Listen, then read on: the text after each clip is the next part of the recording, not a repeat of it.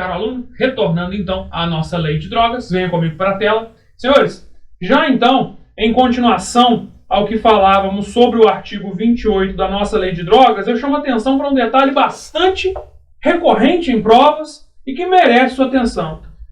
Amigos, indago, e o uso de drogas? Será que é uma conduta criminosa? Volta para mim só um instante. Senhores, com base no princípio da legalidade, nós sabemos que, para que eu tenha crime, eu dependo de prévia, de lei anterior, não é verdade? Por que eu digo isso? Se você parar para reparar comigo, os 5 verbos nucleares da conduta do artigo 28 não incluem o verbo usar. Então volte comigo para a tela para você perceber. Vem aqui comigo no 28 de novo. Ó. Quem adquirir, guardar, tiver em depósito, transportar ou trouxer consigo, percebeu?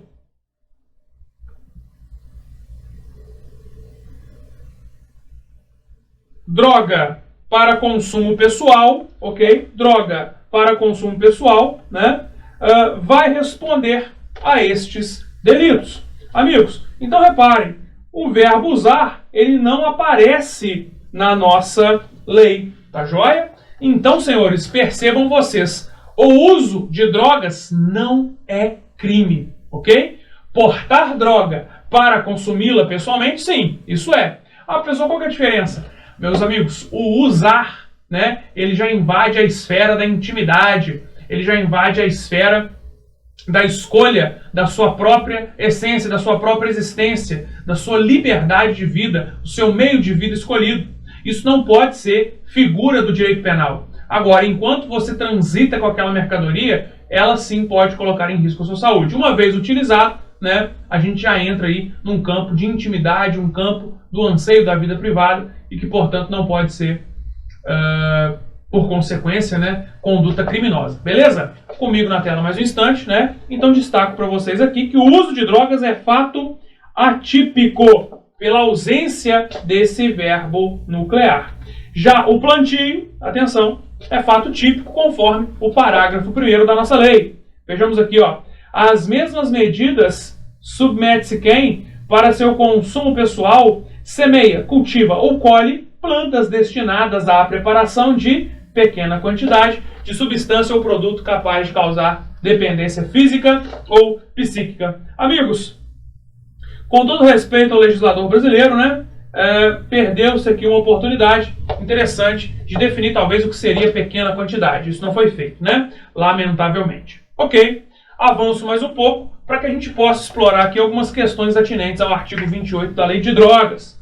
Primeiro, quero falar com os senhores sobre o princípio da insignificância, tá, pessoal? Amigos, muita atenção porque, vez ou outra, nós tivemos aí jurisprudências, né, julgados que autorizam a insignificância para o delito do artigo 28. Porém, considerando que a lesão se dá a um bem jurídico coletivo, o entendimento mais recente da Suprema Corte é no sentido de que o artigo 28 não admitiria a insignificância, ok? Fiquem atentos com isso, porque ora o tribunal decide de um jeito, ora o tribunal decide de outro. Então, hoje, eu levaria para a sua prova o entendimento mais moderno, no sentido de que não se admite insignificância para os delitos do artigo 28 da Lei de Drogas. Bacana? E claro, eu coloco aqui para você, né?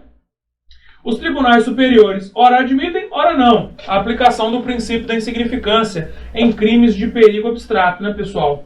Ao não admitirem, o fazem, pois conforme já pontuado, não há que se falar em efetiva lesão ao bem jurídico tutelado, bastando, portanto, a exposição, né? E aqui eu nomeio, claro, eu numero os precedentes para vocês, ok? Até para que você possa confirmar a nossa fala depois em pesquisas nos tribunais. Agora, amigos, nunca é demais lembrar para vocês que se o Supremo, por vez ou outra, admite a insignificância, né? Se o Supremo, vez ou outra, admite a insignificância, ok? Ele sempre exige a presença de 4 requisitos. a mínima ofensividade da conduta, nenhuma periculosidade social da ação, reduzidíssimo grau de reprovabilidade do comportamento, além da inexpressividade da lesão jurídica. Mais uma vez, claro, fiz questão de pontuar aqui para vocês. Bacana? Tranquilos? Avancemos mais um pouco então, né? Para a gente ver aqui agora as penas que são aplicadas àqueles que praticam o artigo 28 da Lei de Drogas, né, pessoal? Vamos lá, olha só. Quais são as penas? Advertência sobre os efeitos das drogas, prestação de serviço à comunidade, medida educativa de comparecimento a programa ou curso educativo. E eu chamo a atenção, tá? Essas penas aqui vão ser aplicadas pelo prazo máximo de 5 meses, ok? E chama atenção, se a pessoa for reincidente, o máximo que eu vou fazer é aplicar essa punição por um prazo de 10 meses. Doutores, atenção, percebeu que mesmo em caso de reincidência inexiste a possibilidade de prisão? Anote e coloque isso na sua cabeça em definitivo, hein? Em definitivo. Perceba, ó, no artigo 28, amigos, não se admite prisão, ok? Não se admite prisão, nunca. Não se admite prisão, nunca, never, beleza? Desculpa. Não se admite nunca, bacana? E reparem vocês, que o parágrafo 5º ainda fala onde que esses serviços poderão ser prestados, tá? E o parágrafo 6º vira para nós e fala o seguinte, ó. Se o agente que já foi advertido sobre os efeitos das drogas, que já prestou serviço à comunidade e que já sofreu medida educativa de comparecimento, vamos supor que esse cara, ele não queira cumprir essas medidas. Aí você fala assim, Luiz do céu, agora aprende, né? Pessoal, não! O artigo 28 não admite prisão nunca! Estão entendendo? Perceba você que o artigo 28 não traz dentro do seu rol de punições possíveis a prisão. Doutores, leiam comigo, por gentileza, o parágrafo 6º do 28. Para a garantia do cumprimento das medidas educativas a que se refere o caput e os incisos 1, 2 e 3, que injustificadamente se recuse o agente, poderá o juiz submetê-lo a, sucessivamente a, admoestação verbal. Luiz do céu, eu posso ser admoestado? Pode! O que é isso? Eu costumo brincar que a advertência é assim, ó. O juiz fala, né? Meu filho, faz isso não, a droga faz mal pra você. A admoestação é assim, ó. Pô, meu filho, faz isso não, a droga faz mal pra você. Pronto! Essa é a punição! Não vai prender, não? Não vai. Não vai. Senhores, entenda. O espírito da nossa lei, tá? Da nossa lei 11.343, ele é no sentido de que o usuário não é problema de cárcere. O usuário é problema de saúde pública. Percebeu? Mas veja que se a admoestação verbal não funcionar, sucessivamente pode o juiz, repare agora, ó, aplicar multa. Ô Luiz, agora eu saquei, irmão. Se não pagar a multa, vai preso, né? De jeito nenhum, tá bom? Não existe prisão no artigo 28, beleza? Se você for policial, meu amigo, então, você já pensou a raiva que você vai passar? Pois é, faz parte, tá? Não esquenta a cabeça não, pensa no salário. Vamos lá. Senhores, avançando mais um pouquinho aqui então, eu quero tratar, claro, de outros comentários ainda sobre o nosso estimado artigo 28. Meus amigos, já se levantou por parte da doutrina o seguinte, ó, o cara se recusa a cumprir as medidas aplicadas pelo 28. Então eu prendo por desobediência. Será que pode ser? Não pode. Pelo amor de Deus, eu vou te falar agora e eu espero que você abra até os poros, se necessário, para entender o que eu quero lhe dizer. O 28 não admite prisão nunca. Bacana? E aqui repare, como o próprio 28, já no seu parágrafo 6º, nos alertou para dizer quais as consequências daquele que não cumpre o que foi determinado, né? Eu não posso falar em desobediência, porque seria bis in idem. Eu tenho uma dupla punição pelo mesmo fato, tá? Então, volte comigo para a tela. Desobediência no caso de descumprimento, meus amigos, aqui do nosso artigo 28. Impossível a ocorrência da desobediência, porque o próprio parágrafo 6º do 28 já fala que há uma punição específica pela desobediência, sendo que o crime do artigo 330 do Código Penal não pode ser aplicado, tendo em vista que o direito penal é adotado como última razão, última ratio, né? Quer dizer, a pena, a cadeia ou cárcere é sempre a última ratio no direito penal. Muito bem. Amigos, estou respondendo a um crime do artigo 28 da Lei de Drogas. Eu posso utilizar habeas corpus para me defender? Senhores, não. Sabe por quê? O habeas corpus ele só pode ser aplicado quando existe, ainda que minimamente, risco de prisão. Já que o artigo 28 não admite, em hipótese alguma, nenhum tipo de prisão, nenhum tipo de medida privativa da liberdade, não será possível adotar habeas corpus para eu impugnar qualquer ato que tramite contra mim do artigo 28 da Lei de Drogas. Bacana? Essa é top, né? Segue comigo mais um pouco, né? Possibilidade de utilização de habeas corpus, então, tá? É impossível, né, eu aplicar, já que não existe nenhuma possibilidade de... não há interesse de agir, né, que a gente fala, porque você não pode ser preso, ok? E aqui, amigos, chamo também a atenção de vocês, claro, para o artigo 290 do Código Penal Militar, né? Porque lá a gente tem aplicação de normas específicas do direito penal militar, também chamado direito penal castrense, né? Ok? Então fiquem atentos, porque se um militar, nas hipóteses do artigo 9º, pratica a posse da droga, ele vai responder pelo Código Penal Militar e não pela Lei de Tóxicos. Tudo bem? Beleza. A gente avança mais um pouco para chegar aqui naquele que é talvez aí o principal delito da Lei 11.343. Amigos, artigo 33 da Lei de Drogas, tráfico ilícito de drogas e a sua previsão constitucional.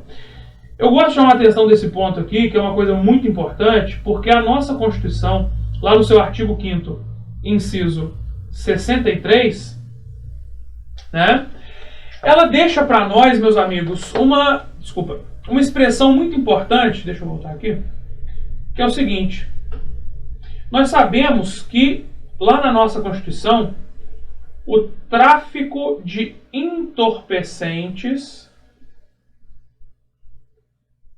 ele tem um tratamento especial, né?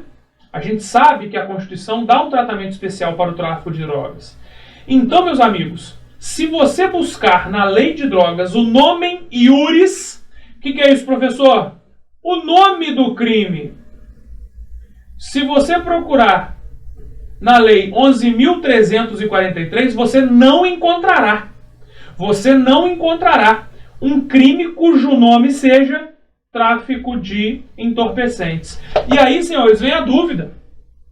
Porque se a minha Constituição ela falou que o tráfico de entorpecentes vai ser tratado de maneira especial, específica, né? Nós sabemos, inafiançável, insuscetível de graça ou anistia, dentre outras consequências. Mas vejam, a Constituição ela falou que o tráfico de entorpecentes será assim tratado. Quando você abre a Lei 11.343, você se depara com a seguinte situação: inexiste crime cujo nomen iuris, é dizer, a sua rubrica marginal, é dizer, o seu nome, tá, apareça como sendo tráfico de entorpecentes. E a dúvida é, portanto, afinal de contas, o que é tráfico de entorpecentes, para que eu possa entender ali o reclame constitucional. Doutores, o 33 se enquadra no tráfico de entorpecentes. O parágrafo 1º se enquadra no tráfico de entorpecentes, tá? Do 33 é só. Também temos o 34. Não temos o 35, que é a associação para o tráfico, ok? Vamos falar dele. E também se enquadram ainda os artigos 36 e 37, ok? Bacana? Vamos voltar aqui para a tela só um instante. Olha só, ao contrário do que muitos pensam, não é apenas a figura do artigo 33 que será entendida como tráfico ilícito de entorpecentes. Também serão as figuras do artigo 33, caput, né, que já inclui, parágrafo 1º, Os artigos 34, 36 e 37, ok? Também vão ser entendidos, pois, como tráfico de entorpecentes. E consequência disso é que, se você olha a Lei 8.072, esses delitos merecem tratamento equiparado a hediondo. Bacana? Então vejam a importância de você dominar que na Lei de Tóxicos a gente tem equiparados a hediondos o artigo 33. Desculpa, ficou errado aqui. O artigo 33 e o seu caput. Ok? Aliás, 33 e seu parágrafo 1º. Também o artigo 34. O artigo 35 não, cuidado com isso. O 36 e o 37. Bacana? Esses aí, então, os delitos considerados tráficos de entorpecentes na nossa lei. Ok? Amigos, pois bem, vamos analisar aqui agora o tipo penal objetivo e as condutas previstas no artigo 33.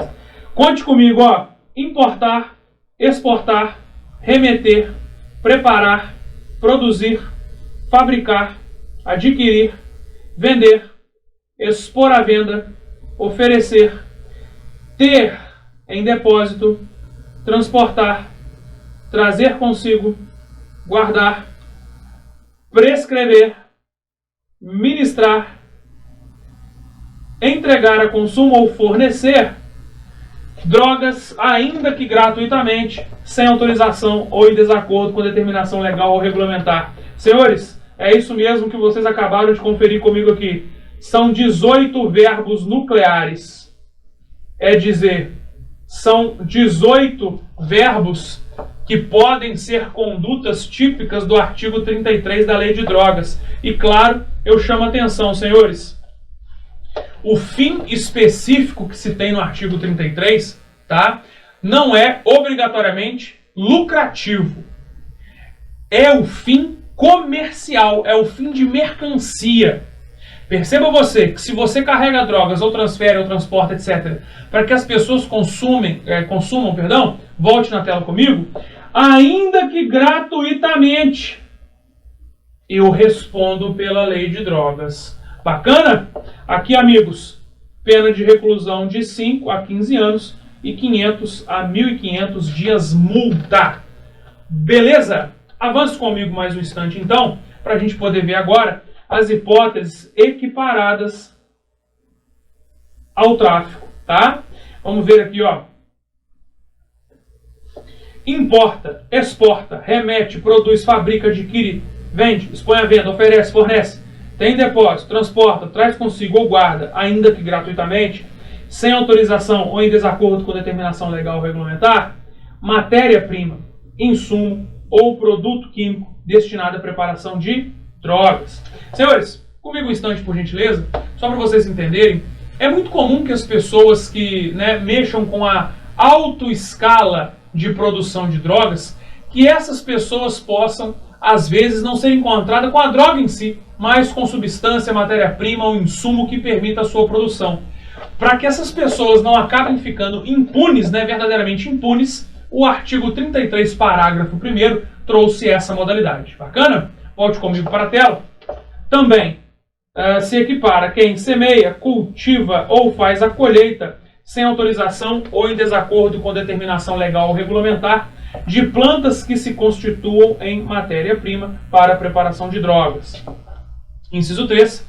Utiliza local ou bem de qualquer natureza de que tenha propriedade, a posse, administração, guarda ou vigilância, ou consente que outrem dele se utilize, ainda que gratuitamente, sem autorização ou em desacordo com determinação legal ou regulamentar, para o tráfico ilícito de drogas, Amigos, uma vez eu peguei um caso em que a mãe, ela nunca era pega com droga, nunca.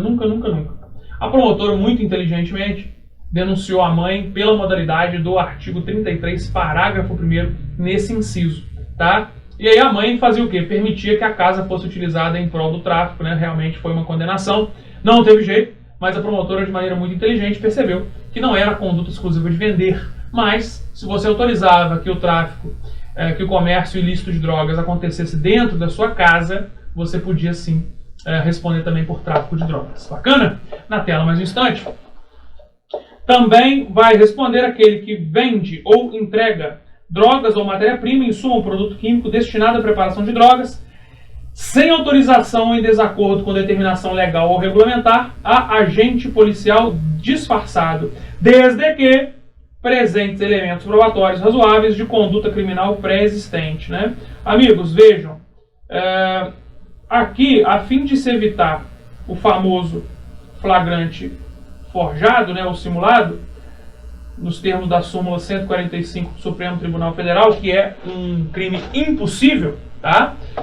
A gente considera aqui, a gente permite, né, que se houver prova de crime de tráfico ou de outro crime da lei de drogas antes da abordagem policial, a pessoa pode ser presa. Do contrário, não, tá? Porque senão o policial estaria estimulando a pessoa a comprar alguma droga, pegou a pessoa em flagrante, ele não identifica que existe crime pré-existente, não pode prender, por isso que tem essa redação aqui final das hipóteses equiparadas. Bacana?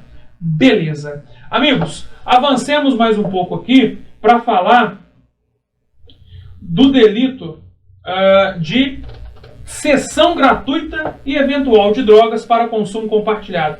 Amigos, essa modalidade não é hedionda, tá? E está prevista no parágrafo 3º do artigo 33. Lembrando que nós já falamos aqui quais são as modalidades de crimes hediondos, tá?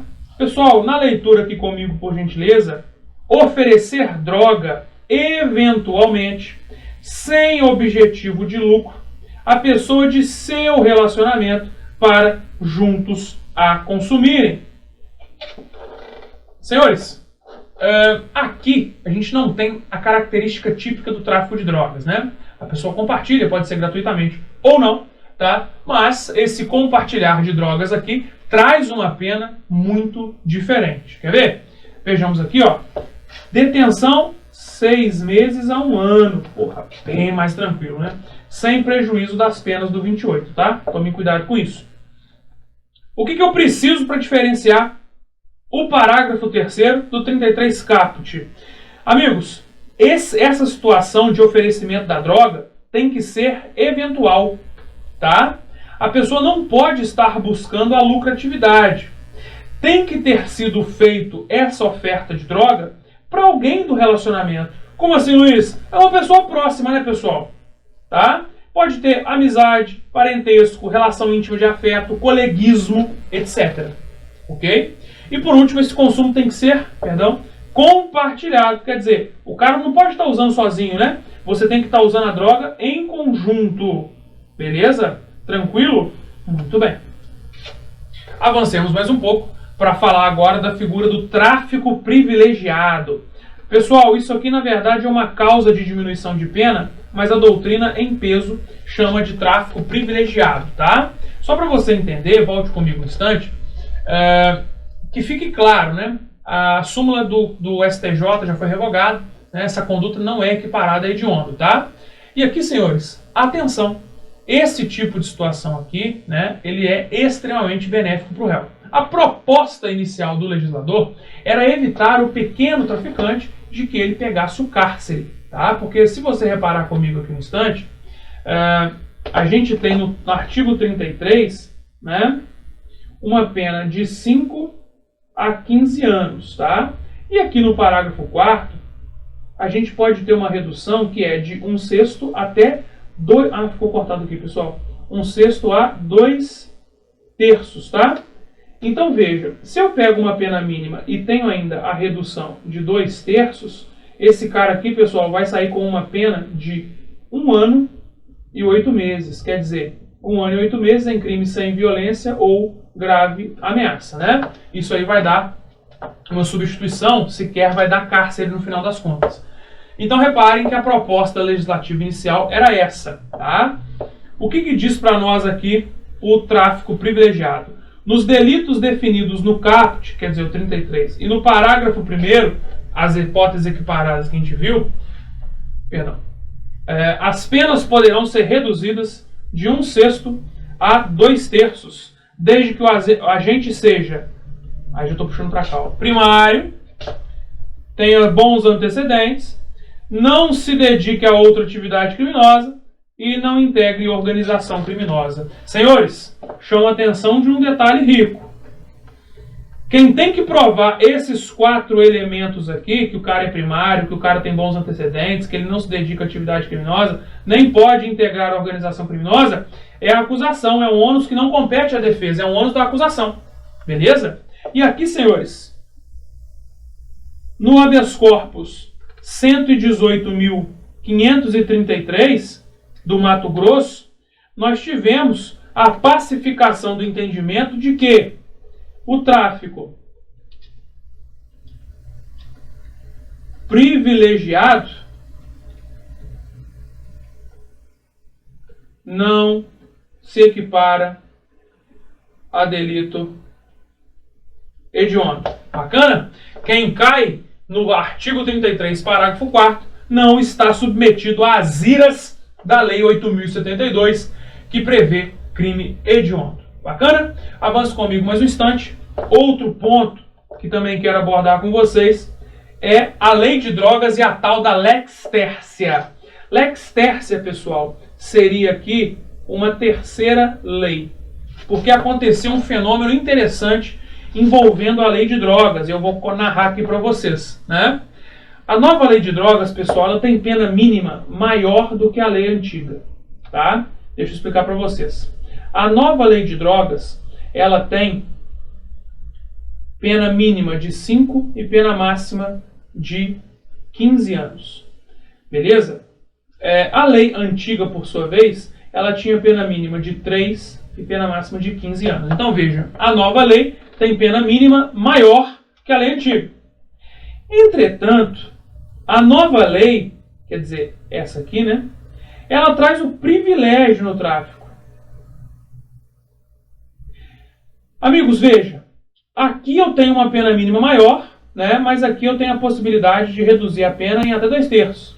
Aqui inexiste essa possibilidade. Percebe isso? Aqui inexiste essa possibilidade. Tá? Aí eu te pergunto, qual pena é melhor eu receber? Né? Porque você há de convir comigo que se eu pratico o crime de tráfico de drogas e a lei muda, eu tenho que saber se a lei nova é mais benéfica ou não para eu receber os seus benefícios, né? E aí aconteceu o seguinte, veja a discussão. Em 2013, pessoal, em 2013, o Supremo empatou, tá, na decisão, eu acho que ficou 4-4, porque foi uma turma, né, se não me engano, se podia ou não aplicar a lex tercia. Professor Luiz, o que é lex tercia? Meus amigos, eu junto a nova lei com a lei antiga naquilo que é benéfico para o réu. Perceba, eu vou então trazer a redução da pena da lei nova com a pena mínima da lei antiga. Então notem, senhores, não é nem a lei 1, nem a lei 2, é a terceira lei, é a lex tercia. Percebeu? Aí vejam vocês que o Supremo, quando do empate, autorizou, portanto, que mesclasse, né, duas situações para criar uma terceira lei. E aí, amigos, qual que é a grande sacada?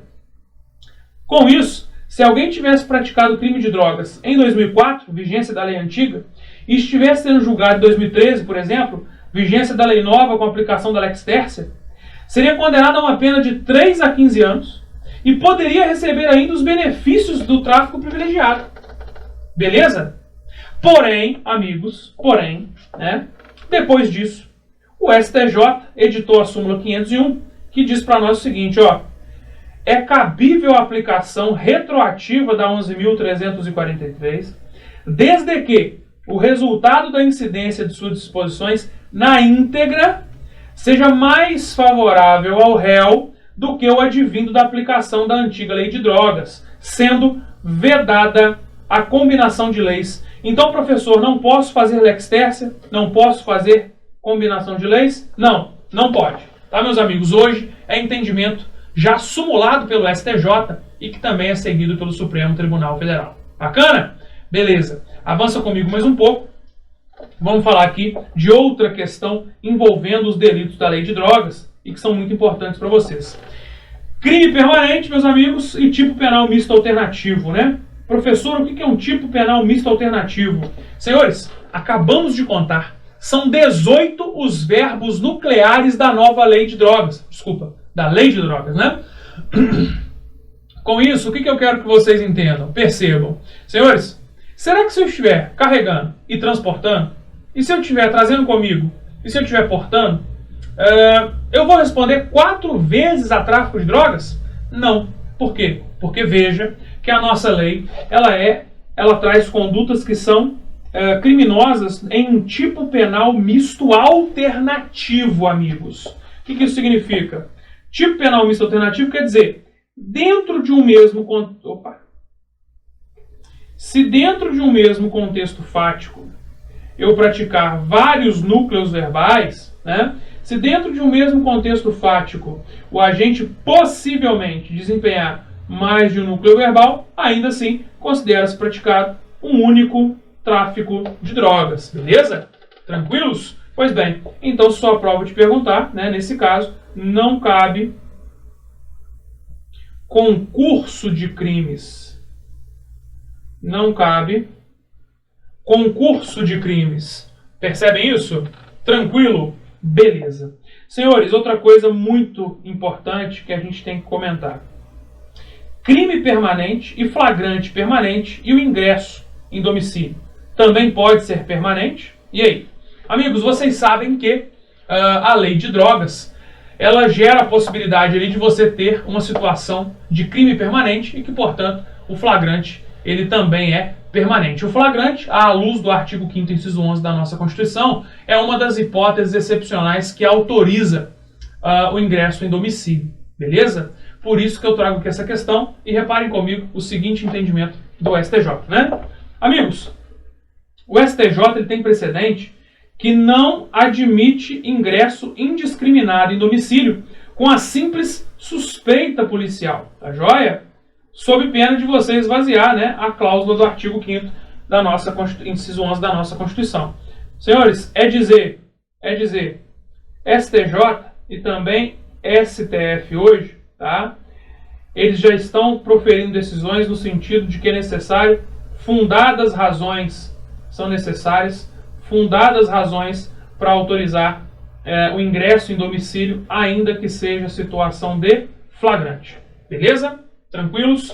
Coloquei aqui, claro, uns julgados aí para vocês darem uma analisada depois. Beleza?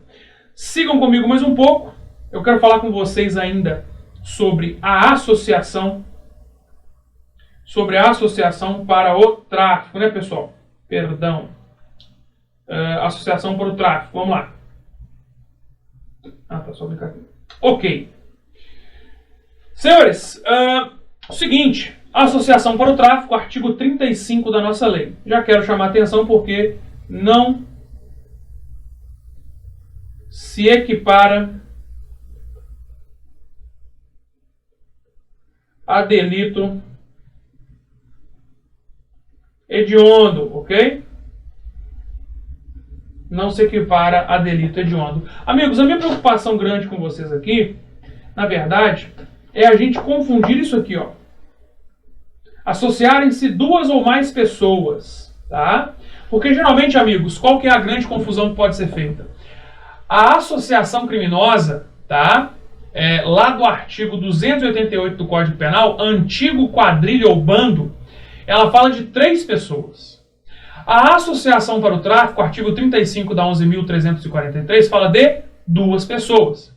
E se você observar a lei 12.850, que é a lei de organização criminosa, lá eu preciso de 4 ou mais pessoas, além de outros requisitos a mais.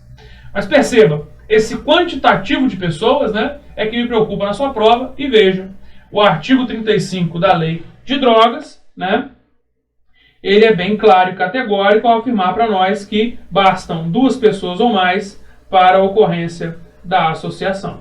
Beleza? Muito bem. Diz o crime que associarem-se 2 ou mais pessoas para o fim de praticar reiteradamente ou não qualquer dos crimes dos artigos 33 caput, parágrafo 1º e 34 desta lei. E aqui, senhores, chama atenção. Chama atenção. Praticar reiteradamente ou não. Beleza?